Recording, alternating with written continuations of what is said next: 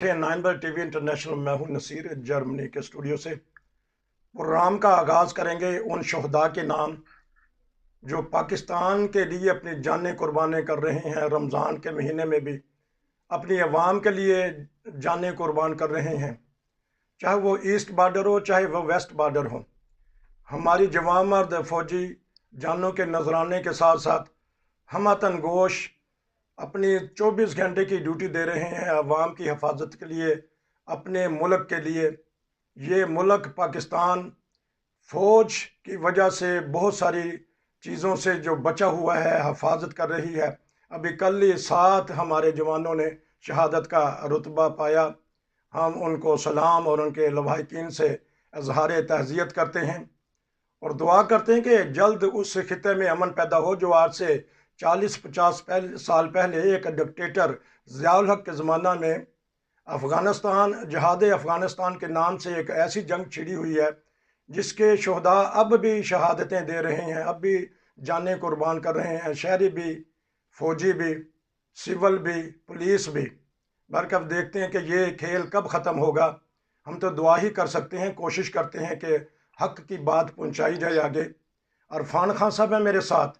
बहुत सारी नाज़िन खबरें हैं, पंजाब से लेके सिंध कराची तक के जलसे की और अफवाज पाकिस्तान के तर्जमान की जो प्रेस कॉन्फ्रेंस हुई है उस पर अभी भी लोग गुफ्तगू कर रहे हैं और क्यों बोल रहे हैं उसके मतलब ये पता करेंगे अरफान खान साहब के पास। जी अस्सलाम वालेकुम। जी वालेकुम सलाम। सर, हमारे फौजी जवान हैं, मैंने बता दिया कि कल भी शहीद हुए हैं, शहादतें देते ही चले जा रहे हैं, देते ही चले जा रहे हैं।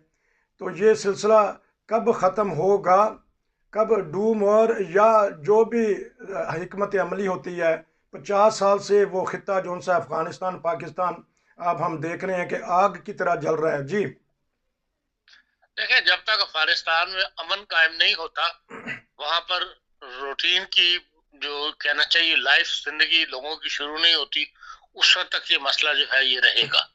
और इसमें अब वक्त लगेगा। अब ये एक मुस्तकिल मौजू है जो उस खत्ते के अंदर चलता रहेगा, इसलिए कि ना तालिबान ने अपनी बात से हटना है और ना ही जो दूसरी ताकतें हैं जो तालिबान के मुखालिफ हैं वो बहरहाल अपना जोर लगाती रहेंगी, और जो तीसरी ताकत है वो उससे फायदा उठाती रहेगी। इसलिए जो लोग पाकिस्तान के खिलाफ हैं, जो पश्तून पाकिस्तान के खिलाफ हैं, वो बहरहाल इस खेल के अंदर अपना हिस्सा डाल रहे हैं और पाकिस्तान के अंदर जो है वो बदअमनी की फिजा जो है वो कायम रखना चाहते हैं। हमारे फौजी इस वजह से शहीद हो रहे हैं और ये एक मुस्तकिल मौजू जो है बनता चला जा रहा है। और जब तक अफगानिस्तान में सिविल गवर्नमेंट नहीं आ जाती, पुरअमन गवर्नमेंट जो दाऊद के ज़माने में थी उस वक्त तक जो है, या ज़ाहिर शाह के ज़माने में थी उस वक्त तक ये हालात बेहतर नहीं होंगे। और अगर वैसा सिस्टम नहीं लाना तो फिर इन हालात के लिए आपको तैयार रहना चाहिए। तो ये बताइएगा कि बैरूनी दुनिया तो ठीक है, हमारे पाकिस्तानी मुखालफिन बैठे हैं, हमारे अफवाज पाकिस्तान के मुखालफिन हैं, लेकिन अंदरूनी तौर पे भी अब देखा जा रहा है कि तरह तरह की ऑडियो वीडियो आ रही हैं और बाज़ दफ़ा फ़ौज के मुखालफाना नारे या बातें हो जाती हैं। तो हालांकि फ़ौज तो कुर्बानियाँ दे रही है अरसा दराज से जब से पाकिस्तान बना है। उन कुर्बानियों से इनकार किसी को नहीं है, सब दुनिया उनकी मोतरफ है। और इस लिहाज से जो आम फौजी है उनका बहुत दिलों में एहतराम है लोगों के। लेकिन क्योंकि अब ये एक बात खुलकर सामने आ गई है कि फौज जो है वो कोई ना कुछ सियासत में अमल दखल रहता है फौज का, और जिसकी वजह से जो लोग मतलब पाकिस्तान का वो तबका जो नहीं चाहता कि फौज जो है सियासत में दखल दे या बिल्कुल कुल्लियतन वो बैरकों में रहे। जो आम दुनिया का रिवाज है कि फौजें जो है वो अपने बैरकों में रहती हैं, अपनी जिंदगी जो उनकी है एक फौजी उसी तक महदूद रहती हैं। वही एक तबका जो है पाकिस्तान का वो चाहता है, एक बड़ा तबका ऐसा चाहता है कि वही रवैया मतलब फौज का होना चाहिए, नियत की फौज का है। तो वो लोग बहरहाल मुखालफत में पहले से ज्यादा खुलकर सामने आ गए। और उसकी मेन वजह जो है वो मिसिंग पर्सन है। जो अफगानिस्तान में बहुत ज्यादा लोग जो है वो मिसिंग हुए हैं और अब तक उनका कुछ पता नहीं लग रहा। कई जिसे कहना चाहिए कि अदालतों में भी केस चलते रहे, मुजाहरे भी होते रहे, कमीशन भी बनते रहे, लेकिन वो मसला अभी तक अपना जूं का तू है, जिस वजह से बहरहाल ये एक तबका जो है وہ اس بات کا مخالف ہے اور وہ اس کا ذمہ دار جو ہے وہ فوج کو ٹھہراتے ہیں. اب وہ غلط ہے یہ صحیح ہے یہ تو بہرحال جو صحیح تجزیہ نگار ہے وہ بھی بتا سکتے ہیں, لیکن بہرحال یہ چیز ایک فیکٹ ہے, ایک حقیقت ہے, مطلب ایک فیکٹ بن گیا ہوا ہے کہ بھئی فوج کی مخالفت کی وجہ یہ ہے. تو ایک سوال یہ بھی ہوا تھا فوج کے ترجمان سے کہ آیا فوج سیاست میں حصہ لیتی ہے, تو انہوں نے کہا یہ سوال نہ کر, یہ کہیں کہ ہم کسی میں دخل اندازی نہیں دیتے. تو ایک یہ, اور دوسری یہ بات ساتھ ہی میں کر دوں کہ جو فوج کے ترجمان ان کی پریس کانفرنس ابھی بھی زیر موضوع ہے. انہوں نے بہت ساری ایسی باتیں کر دی ہیں جو بیرون ملک یا بیرونی طاقتیں یا پاکستان میں بعض لوگ ایسے ہیں وہ اس کو اچھال رہے ہیں. تو آیا ان کے ترجمان کو پریس کانفرنس کیوں کرنی پڑی, اور ساتھ انہوں نے کہا کہ ہم سیاست میں دخل اندازی نہیں کرتے. جی دیکھیں, جہاں تک اس بات کی بات ہے کہ ہم سیاست میں دخل اندازی نہیں کرتے, اس لحاظ سے فوج کا موقف درست ہے کہ ہمیشہ سیاستدانوں نے فوج کو جا کے اپروچ کیا ہے. جی اب بھی جو معاملات حالات خراب ہوئے ہیں اس کے اندر آپ نے دیکھ لیا کہ عمران خان نے ہی بلایا فوج کو, جس کا فوج نے باقاعدہ فوج کے ترجمان نے بیان جاری کیا تھا کہ جی انہوں نے بلایا تھا مشورے کے لیے سی این سی صاحب کو اور وہ جو آئی ایس آئی کے سربراہ ہیں, اور ان سے 3 آپشن دیے تھے انہوں نے. 3 آپشنز پر انہوں نے مشورہ کیا تھا کہ آیا اسمبلیاں توڑ دی جائیں, نئے انتخابات کروا دیے جائیں. تو اس قسم کی جو بات, یہی حال اپوزیشن کا ہے. اپوزیشن بھی نون خانہ جا کے فوج کے سربراہ سے ملتی ہے, فوج سے رابطے رکھتی ہے. تو یہ تو سیاستدانوں کی مین وجہ, سیاستدان بنتے ہیں نا, یا یہ بالکل کٹ آف ہو کے رہے, تو پھر سیاست کو فوج بھی نہیں کہہ سکے گی کہ ہم اب وہ تو اس لیے کہتا ہے کہ ہم نیوٹرل ہیں کہ خود سیاستدان آ کے ان سے کہتے ہیں, اور وہ سیاستدانوں کی سیاست کے اندر جو بھی پھر دخل دیتے ہیں جو کرتے ہیں وہ ایک مشورے کی حیثیت رکھتا ہے. اور سیاست کے اندر باقاعدہ جسے کہنا چاہیے کہ وہ پوری طرح اس کو فالو کر رہے ہو یا سیاست کو آگے بڑھا رہے ہو یا سیاسی معاملات میں دخل اندازی کر رہے ہو, وہ کیفیت پہ نہیں رہتی ان کی. وہ اس لحاظ سے فوج کا موقف جو ہے درست ہے. البتہ سیاستدان جو ہے وہ خود فوج کو ملوث کرتے ہیں, اور جب ملوث کریں تو پھر ملوث ہونا پڑتا ہے ان کو. تو سوال یہ بھی تو ہو رہا ہے نا کہ اگر کوئی تھانے کا تھانے دار ایس ایچ او یا بڑا افسر آ کے کہہ دے کہ نہ میں ادھر ہوں نہ میں ادھر ہوں, تو پھر جو فائدہ اٹھانے والے ہوتے ہیں, چور چکے یا دوسرے ڈاکو جو سے ہوتے ہیں, جب ان کو پتہ چلتا ہے کہ نہ یہ ادھر کا ہے نہ ادھر کا ہے, اور ان کی جو دبدبہ ہے کم ہو جاتا ہے افسران کا, تو پھر فائدہ اٹھانے والے اٹھا جاتے ہیں. تو ان کو یہ کیوں کہنا پڑا اس معاملے میں کہ ان کو قریدا جا رہا تھا فوج کے ترجمان کو, ان کو کیوں کہنا پڑا یہ؟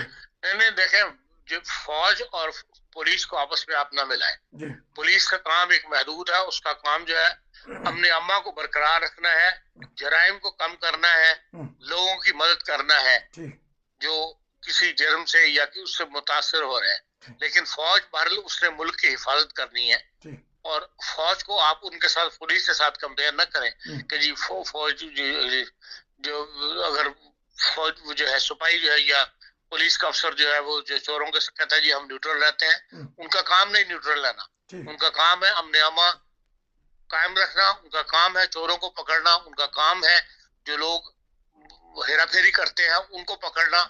تو فوج کا تو یہ کام نہیں, فوج تو بہرحال ملک کی حفاظت, ملک کی سلامتی کی ضامن ہے. جو فوج ہے وہ امن امہ کی سلامتی کی ضامن ہے, ملک کی سلامتی کی ضامن نہیں ہے.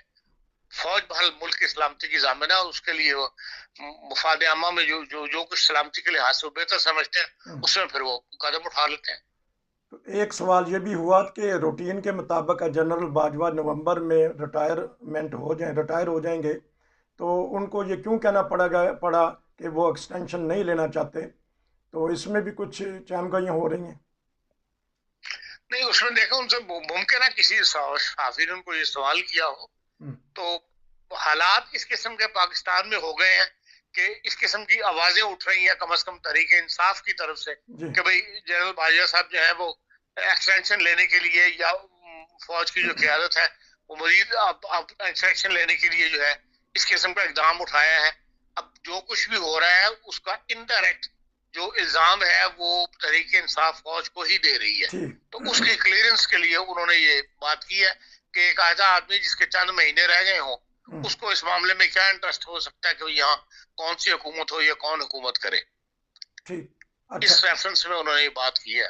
اچھا اپنے افتخار صاحب نے. اچھا جس طرح آپ کہہ رہے ہیں کہ فوج کو محسوس وہ کر رہے ہیں، بڑے کہتے ہیں، لیکن زبان پہ نہیں لے کے آتے. زبان جو ہے وہ اظہار کرتی ہے عدالتوں کا، کہ عدالتیں 12 بجے میرے لیے کیوں کھولی گئیں. وہ رات بھی جلسے کراچی پہ بولے ہیں کہ میرے لیے مجھے کیوں نکالا، اور رات کے 12 بجے نکالا، اور عدالتیں کیوں کھلیں. فوج کے بارے میں وہ ذرا ہلکا ہی ہاتھ رکھتے ہیں عمران خان. ہاں لازم بات ہے، فوج ایک طاقت ہے، اور اس سے باہر یہ لوگ چاہے کوئی بھی سیاسی پارٹی ہو، عمران خان ہو یا دوسرے ہو، کوئی بھی کھل کے فوج کے خلاف نہیں بول سکتا. اور اگر اپنے ہی سیاستدان اٹھ کے فوج کے خلاف کھل کے بولنا شروع کر دیں تو دنیا میں آپ کی کیا عزت رہ جائے گی. اس لیے ہم نے شروع میں کہہ دیا تھا کہ فوج کی جو قربانیاں ہیں وہ ان گنت ہیں. اچھا یہ بتائیے گا کہ وہ بیانیہ جو سا ہے وہ فوج کہتی ہے وہ سازش نہیں ہے، وہ مداخلت ہے. تو ایک انہوں نے اس بات پہ تو اقرار کیا. اب عمران خان کہتے ہیں کہ دیکھیں اب سازش ہے یا مداخلت ہے، وہ عوام سے پوچھتے پھر رہے ہیں، بڑے بڑے جلسے کر رہے ہیں لاکھوں کے حساب سے. تو اب بیانیہ اور مداخلت اور سازش اس پہ تھوڑا سا تبصرہ کر دیں. دیکھیں جو کچھ تحریک انصاف اپنے جلسوں میں اعلانات کر رہی ہے، جو ان کے مقررین خطاب کر رہے ہیں، اور جو کچھ سوشل میڈیا پر ڈالا جا رہا ہے پاکستان کے اندر بھی اور پاکستان کے باہر بھی، اس پہ الزام جو ہے وہ فوج کے اوپر دیا جا رہا ہے. عمران خان صاحب جو جس خط کا حوالہ دیتے ہیں اس میں وہ بار بار اس سازش کا نام لیتے ہیں کہ انٹرنیشنل طور پر اس میں میری حکومت کے خلاف سازش کی گئی ہے. اب فوج کا ترجمان کیونکہ اس قومی سلامتی کی جو اجلاس انہوں نے بلایا تھا اس میں موجود تھا، اگر وہ اس پر خاموش رہیں تو اس کا مطلب یہ ہے کہ عمران خان صحیح کہہ رہا ہے کہ ہاں اس کے اندر انٹرنیشنل سازش کے تحت یہ حکومت کو اٹھایا گیا ہے. اور جبکہ فوج کو تو اصل حقیقت کا پتہ ہے. انہوں نے جو بھی خط کے منٹس ہیں جو کھل چکے ہیں اب کہ وہ خط جو ہے وہ پاکستانی ایمبیسڈر کے نے بھیجا تھا، اور اب تو یہ بات بھی آ گئی ہے کہ جو ملاقات ہوئی تھی وہ بھی پاکستانی ایمبیسڈر کی خواہش پر ہوئی تھی. امریکہ نے پاکستانی ایمبیسڈر سے ملاقات کی کوئی خواہش ظاہر نہیں کی تھی، پاکستانی ایمبیسڈر نے خواہش ظاہر کی تھی ملاقات کے لیے، اور تب وہ وہاں پر دوران گفتگو یہ معاملہ بھی جو ہے وہ ڈسکس ہوا. اس لیے بھارت فوج نے اپنی پوزیشن کلیئر کرنی ہے، اور اس لیے وہ یہ بات کہہ رہے ہیں کہ بھئی سازش نہیں ہوئی. اور جبکہ یہ بات بھی کلیئر ہے کہ واقعی سازش نہیں ہوئی. اگر عمران خان صاحب اس مسئلے کو اس طرح نہ اٹھاتے اور خاموشی اختیار کرتے تو پھر ممکن ہے فوج بھی پھر اس مسئلے پہ خاموش رہتی، کوئی بیان نہ دیتی. تو بیانیہ لے کے وہ اٹھے ہیں، جلسے کر رہے ہیں، لاہور میں بھی جلسہ ہوگا، بڑے جلسے ہیں، تو کیا محسوس کر رہے ہیں ان کا یہ بیانیہ کامیاب رہا ہے؟ بیانیہ کیا لوگوں کو بھڑکا رہے ہیں، وہ لوگوں کو آپ کو پتا ہے کہ بھئی جلدی ہمارے لوگ جو بھڑک جاتے ہیں امریکہ کے خلاف، نام پر امریکہ کے خلاف، تو لوگوں کو بھڑکا رہے ہیں کہ تاکہ زیادہ سے زیادہ وہ ان کو ووٹ ملے، ان کا ووٹ بینک بڑھے. اور یہ سب عارضی فائدے ہوتے ہیں، ان کا کوئی مستقل جو ہے ایمپیج نہیں ہوتا. یہ 4 دن کے بعد معاملات ٹھنڈے ہو جائیں گے، پھر دنیا بھول جائے گی کہ ہاں اس وجہ سے ہٹایا گیا تھا. یہ تو خواہش ان کی یہ ہے کہ جتنی جلدی الیکشن ہو وہ زیادہ بہتر ہے ان کے لیے، اس لیے وہ پبلک کو گرم کر رکھنا چاہتے ہیں. امپورٹڈ حکومت کا الزام لگاتے ہیں، تو حکومت اپنے ابھی کابینہ نہیں بنا سکی. زرداری صاحب نے بڑے پتے اچھے کھیلے ہیں، سپیکر بھی بنوا لیا، گورنر بھی بنوا لیا، سندھ میں اپنی حکومت ہے، کہتے ہیں کہ بلاول صاحب بھی وزیر خارجہ بن جائیں گے. تو کیا دیکھ رہے ہیں امپورٹڈ حکومت بقول عمران خان کے؟ بہرحال ہمارے لیے تو ایک جو طریقہ کار ہے آئین میں لکھا ہوا وہ حکومت آئی ہے. امپورٹڈ حکومت جو یہ تو سیاسی نعرہ ہے، جس طرح وہ سلیکٹڈ کہتے تھے اس طرح یہ ابھی امپورٹڈ کہہ رہے ہیں. بات وہی ہے کہ یہ ایک ایجنڈے پہ اکٹھے ہوئے تھے کہ بھئی پہلے عمران خان کو ہٹانا ہے، اس کے بعد فردر ہم نے دیکھنا ہے، اور اس میں وہ کامیاب ہو گئے. پبلک پہلے انہوں نے پبلک کو مولانا جمیل العلماء اسلام کے تھرو پبلک کو سڑکوں پر لانے کی کوشش کی، اس سے دیکھا کہ وہ بات نہیں بنی. اور اندرون خانہ جو ہے وہ سیاسی چیلنج ہے، اپنے سرداری صاحب چل رہے تھے، اور انہوں نے جو انٹرویو دیا ہے اس میں انصاف کا ہے کہ جب مجھے شور ہو گیا کہ ہاں ہمارے نمبر جو ہے اب اتنے ممبر ہمارے ساتھ مل گئے ہیں کہ ہم اس کی عدم اعتماد کی تحریک لا سکتے ہیں، تب میں نے شہباز شریف صاحب کو راضی کیا اس بات کے عدم اعتماد کی تحریک وہ وزیر اعظم بنے اور عدم اعتماد کی تحریک جو ہے وہ لائی جائے. تو اس میں وہ چالیں چلنے میں کامیاب رہے ہیں اور اب بھی وہ جو چالیں چلیں گے وہ لازمی اپنا جو اگلا الیکشن ہے اس کو مد نظر رکھ لیں گے. اس موجودہ حکومت کے درمیان جس میں وزیر اعظم دوسری پارٹی کا ہو اس میں ان کے منسٹرز ساتھ ہوں یہ کوئی ضروری نہیں ہے, وہ اس کو ضروری نہیں سمجھتے. اگر مجبوری کے تحت کوئی منسٹر ان کو ایک دو دینے پڑ جائیں تو وہ دے جائیں گے. اصل میں تو وہ اگلے الیکشن کو اپنی کمپین جو ہے اس کو کس طرح چلانا چاہتے ہیں کہ صوبوں میں ان کو کوئی رکاوٹ پیش نہ آئے جلسے جلسوں کے اندر, جلسے جلوس وغیرہ کے اندر, تو وہ اس میں زیادہ انٹرسٹڈ ہے. اس لیے تو انہوں نے پارٹی سے ٹکٹ درخواستیں بھی مانگ لی ہیں. اب چلتے ہیں پنجاب کا دنگل کل ہوا, آپ تبصرے کرتے بھی رہتے ہیں پنجاب کے بارے میں, تو یہ کیا ہو گیا ہے؟ لیکن اوپر وزیر اعظم والد, نیچے صاحبزادہ حمزہ شہباز اچھے ووٹ لے کے 200 کے قریب, تو لیکن ہمارے جو سپیکر پنجاب اسمبلی ہیں وہ بازو تڑوا بیٹھے ہیں. وہ اب ان کا یہ لہو جو ان سے رنگ لائے گا, ہار بھی گئے ہیں تو پریس کانفرنس بھی کر رہے ہیں. تو اس بارے میں بتائیے گا کہ یہ کیا معاملہ ہو گیا, کیوں جو سے چودھری جو ہیں اپنی چودراہٹ ختم کروانا چاہتے ہیں؟ آپ کون سے لہو کو چاہتے ہیں کہ وہ رنگ لے کر آئے؟ ان کا لہو رنگ لائے گا. آپ ان کی سیاست سے واقف نہیں. منافقانہ سیاست کی ہے ریز الہی نے اور قائد اعظم مسلم لیگ نے ہمیشہ. انہوں نے کون سے کبھی حق کا ساتھ دیا ہے یا ان کا کوئی سیاسی نظریہ لے کر وہ چلنے والے لوگ ہیں؟ انہوں نے ہمیشہ پنجاب کی سیاست میں, میں کہتا ہوں جو میری ذاتی رائے ہے, جو میں نے اب تک جو دیکھا ہے چھوٹے بچپن سے لے کے اس عمر تک, کہ ہمیشہ جتنے بھی پاکستان کے اندر جو فساد پڑے ہیں, چاہے وہ مذہب کے نام پہ پڑے ہوں, چاہے وہ سیاسی اکھاڑ پیچ ہو, اس میں پنجاب نے ایک منفی رول ادا کیا ہے, کوئی جنٹلمین رول ادا نہیں کیا. باقی اسمبلیوں کے اندر بھی ہنگامہ رائی ہوتی ہے. جو سندھ ہے اس کے اندر ایم کیو ایم اور پیپلز پارٹی کے درمیان آپس میں ممبران کی لڑائی جھگڑا جو ہے وہ ہو جاتا ہے. اس طرح اب تو نہیں ہے آج کل, کیونکہ صوبہ سرحد میں اپوزیشن کمزور ہے, لیکن اس سے پہلے صوبہ سرحد میں بھی لڑائی جھگڑے والی کیفیت جو ہے وہ پیدا ہوتی رہی ہے. لیکن سب سے زیادہ یہ لڑائی جھگڑا جو ہے وہ پنجاب اسمبلی کے اندر ہوتا ہے, جس میں گریبان پکڑنا, ایک دوسرے کو مارنا, ہارڈ پیپر پھینکنے. لیکن اب یہاں تک ہاتھ چلا گیا کہ جا کے اسپیکر کی جو ہے اس کے اوپر بھی حملہ کر دیا. اور چلے لوٹے پھینکنا, یہ کرنا, یہ بھی کوئی آج کل کی سیاست میں, آج کل کی دنیا کے اندر کوئی باعزت یا کوئی شعور کی نشاندہی نہیں کرتا. دنیا میں اب اس قسم کے واقعات شاذ ہی کہیں ہوتے ہوں جو پاکستان میں جو کچھ ہوا ہے. اور بہرحال دنیا مہذب ہو گئی ہے, سیاسی طور پہ بھی مہذب ہو گئی ہے, باوقار ہو گئی ہے, دنیا سمجھ گئی ہوئی ہے.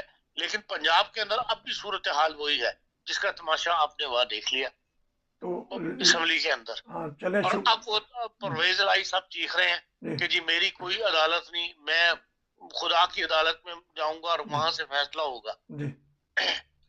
جو خدا کی تعلیم کے برخلاف لوگوں کی زندگیاں جو ہیں وہ اجیرن کرنے کے فیصلے کرنے والے یہی پرویز الہی صاحب ہیں. اور آج اسی خدا سے مدد مانگ رہے ہیں کہ میں اپنا فیصلہ جو خدا پہ چھوڑتا ہوں. اللہ تعالیٰ تو مظلوم کے ساتھ ہے, ظالم کے ساتھ نہیں ہے. اور اپنی گریبان میں جھانکیں تو پھر جو ظلم انہوں نے کیے ہیں وہ اس کے مزید تیار رہیں کہ یقین خدا کی طرف سے ان پہ پکڑ آئے گی. شکر ہے کہ انہوں نے کل مذہبی کارڈ نہیں کھیلا, لیکن دیر ہے اندھیر نہیں ہے. تو اب کیا دیکھ رہے ہیں آنے والے دنوں میں پنجاب میں کیا ہو سکتا ہے؟ تو یہ جس طرح انہوں نے اپنی بےزتی کروائی ہے کہ ایک دن مٹھائیاں کھا لیں آصف زرداری سے, اگلے دن عمران خان کے چرنوں میں بیٹھ کے بک گئے. وہ سنم وہ کیا کہتے ہیں, اگر میرے شعر ذہن میں آ جائے گا, نہ خدا ہی ملا نہ وسالے سنم, ہاں جی, نہ ادھر کے رہے نہ ادھر کے رہے, اور مار بھی کھا لی, بازو بھی تڑوا لی. تو اب کیا دیکھتے ہیں, اور آپس میں خاندان میں پھوٹ بھی پڑوا لی. تو اب کیا دیکھتے ہیں ان کی سیاست کو؟ اپنے کرتوتوں کا جو ہے انجام ہے اس کی طرف بڑھ رہے ہیں. اور کچھ نہیں. اس طرح جب انہوں نے پنجاب اسمبلی کے اندر جب وہ نیا جو بلڈنگ بنی ہے ابھی سال نہیں ہوا اس کو, اس کے اندر جس طرح انہوں نے کریڈٹ لیا تھا لا نبی بادی والی آیت کا, آپ وہ نکال کے ذرا دیکھیں سوشل میڈیا پر اس زمانے میں کس طرح ان کی مدح سرائی کی گئی تھی. وہ جو رشید صاحب ہے انہی کے میں نے وہ سوشل میڈیا پر دیکھی تھی, انہوں نے کہا تھا جی رہتی دنیا تک ہم آپ کے احسان مند رہیں گے, آپ کی یہ جو کاوش ہے اس کو ہم اپریشیٹ کرتے ہیں. اور وہی ابھی سال نہیں گزرا تو اسی کے اندر کہہ رہے ہیں کہ میں جو کچھ ان کا ہوشر ہوا ہے اس کے اوپر جو کہتے تھے کہ ہم ساری عمر تک ان کے ممنون رہیں گے اور ان کے احسان کو یاد رکھیں گے, انہوں نے وہ حشر کیا ان کا کہ وہ خود پکار اٹھے کہ جی میں بدلہ لوں گا میں ان لوگوں سے. یہاں صورتحال جہاں تک پہنچ گئی ہے کہ جن لوگوں نے کندھوں پہ اٹھایا تھا جو کہتے تھے یاد رکھیں گے, آج ان سے وہ کہتے ہیں کہ میں بدلہ لوں گا. آج یہ سب سیاسی مذہبی کارڈ مذہب کو سیاست میں انوالو کرنے کا نتیجہ ہے. جب بھی مذہب کو سیاست میں سیاست تو پاکستان کی سیاست یا کم از کم پنجاب کی سیاست تک تو میرا گند ہے سوائے جھوٹ کے اور ایک دوسرے کو غلیظ گالیاں دینے کے. اور کوئی پنجاب اسمبلی نے یہ مجھے بتایا کہ ایسے ایسے ملک کے اندر قانون کبھی بنائے ہوں جس سے ملک کے اندر امن امان کی حالت بہتر ہوئی ہو. پورا آدھا رمضان گزر گیا ہے, نہ ملک میں جرائم کم ہوئے ہیں, نہ ریپ کم ہوئے ہیں, نہ ہلاکتیں کم ہوئی ہیں. باپ بیٹیوں کو مار رہے ہیں, اولاد باپ کو مار رہی ہے. روز خبریں آپ پڑھ لیں, جو عام لائف تھی وہی لائف رمضان کے اندر بھی اسی طرح جاری ہے. یہ سب کیا ہے؟ یہ سب پکڑ ہے خدا کی. آنکھیں کھولنی چاہیے. خدا کرے اس قوم کی آنکھیں کھولے, انہوں نے پتہ لگے کہ ہاں ہم غلط رستے کے اوپر جا رہے ہیں اور صحیح رستہ کیا ہے اس کی طرف ان کی توجہ ہو. آپ نے بڑی اچھی نشاندہی کی کہ مذہبی کارڈ کھیلنے پر ان کو کندھوں پہ اٹھایا گیا. کل بقول ان کے پرویز چودھری پرویز صاحب نے کہا کہ مجھے ٹھڈے مار مار کے میری بازو بھی توڑ دی, میرا سانس بھی روک دیا اور آکسیجن لگانی پڑی. اور بعد میں ان کے جو مخالفین کہتے ہیں کہ یہ سب مصنوعی کام تھا, کوئی ان کو اتنی مارنی پڑی. بہرحال اچھا, اب چلتے ہیں کہ پنجاب اسمبلی ایک واقعہ ناظرین کو تھوڑا سا بتا دیجیے گا کہ 1958 میں بھی ایسے حالات پیدا ہو گئے تھے. تو ایک سپیکر ہیں یا ڈپٹی سپیکر تھے اس وقت بنگلہ دیش میں, ان کی جان بھی چلی گئی تھی. اگر ناظرین کو یاد دہانی کے لیے 1-2 منٹ کا بتا دیں تو پھر اس کے بعد ایسا پاکستان اسمبلی میں زیادہ تر جو ہے وہ بلا مقابلہ منتخب ہوتے رہے ہیں سپیکر جو ہے نیشنل اسمبلی کے اندر. صرف یہ بھٹو صاحب جب صدر بنے تھے اس کے اسمبلی کے اس وقت شیر شاہ بازاری کے ساتھ ان کا مقابلہ ہوا تھا, ورنہ عام طور پہ کے اوپر تو یہ ہے کہ بلا مقابلہ منتخب ہوتے رہے. عبدالقادر چودھری جو مشترکہ پاکستان کے آخری اسپیکر تھے وہ بھی بلا مقابلہ منتخب ہوئے تھے. لیکن یہ ہے کہ اسمبلی میں بہرحال لڑائی جھگڑا تو پہلے بھی رہا ہے شروع کے اندر, لیکن بہرحال اب دنیا بدل گئی ہے, اب دنیا مہذب ہو گئی ہے. اس لحاظ سے سیاسی شعور کے لحاظ سے بھی مولوی معیز الدین خان صاحب کے بارے میں کہا جاتا ہے کہ ان کے ساتھ زیادتی ہوئی تھی اور ان کو جو ہے مار پیٹ کی گئی تھی. لیکن بہرحال یہ پرانے واقعات ہیں جس کی تفصیل اب اس طرح میں بیان نہیں کر سکتا کہ اب 100% وہ بات اسی طرح درست ہو. اچھا, اب دیکھتے کیا ہے آنے والے حالات میں, الیکشن قریب آ رہے ہیں یا یہ اپنی ٹرم پوری کریں گے اسمبلی, کیونکہ 14 سال میں 6 وزرائے اعظم بدل گئے ہیں پاکستان میں. دیکھیں جی, اگر تو عمران خان نے یہی رویہ رکھا جی جو کل کراچی کے جلسے میں تھا, یا جس طرح وہ جس قسم کی گفتگو وغیرہ وہ کر رہے ہیں, جس قسم کی الزام تراشی کر رہے ہیں, انہیں ایجپٹ کا جو ہے نا وہ انجام مصر کا وہ اپنے ذہن میں رکھنا چاہیے. یہ اخوان المسلمین والی پالیسی ہے. اس سے پہلے بھی ایجپٹ کے اندر بھی منتخب حکومت آئی تھی اور انہوں نے جو رویہ اختیار کیا جس قسم کا, اس کے بعد پھر وہاں پہ اخیر فوج کو مداخلت کرنی پڑی. اگر یہ اسی طرح اسی جھڑوں کے اندر بڑی طاقتوں کو للکارتے رہیں گے, ان کے اوپر الزام تراشی کرتے رہیں گے, جبکہ امریکہ کی حکومت نے بار بار اس بات کی تردید کر دی ہے کہ ہم اس کے اندر انوالو نہیں ہیں, ہم نے اس میں کوئی حصہ نہیں لیا, اور فوج نے بھی ترجمان نے کہہ دیا ہے کہ بھئی کوئی سازش وغیرہ نہیں ہوئی. اور لیکن اگر یہ مسلسل اس موضوع کو بات کو موضوع بحث بنائے رہیں گے اور دنیا کو ساتھ وہ گفتگو کریں گے تو پھر मुमकिन है कि पाकिस्तान के जो है एक दफा फिर इजिप्ट वाला माहौल हो, जो कुछ इजिप्ट में हुआ, फिर अखीर फौज को वहां मुदाखिल करनी पड़ी। और यहाँ भी मैं देखता हूँ कि अगर ये माहौल ना बदला तो फिर मुमकिन है कि फिर इसी तरफ जो है पाकिस्तान का रुझान जो है वो बन जाए। आपका बहुत शुक्रिया कि आपने बड़ा ही कीमती वक्त दिया और हमें एक कुरान बताया, तबसरा किया। इंशाल्लाह फिर आपसे दोबारा मुलाकात होगी। नसीर को इजाज़त दीजिए। अस्सलाम वालेकुम।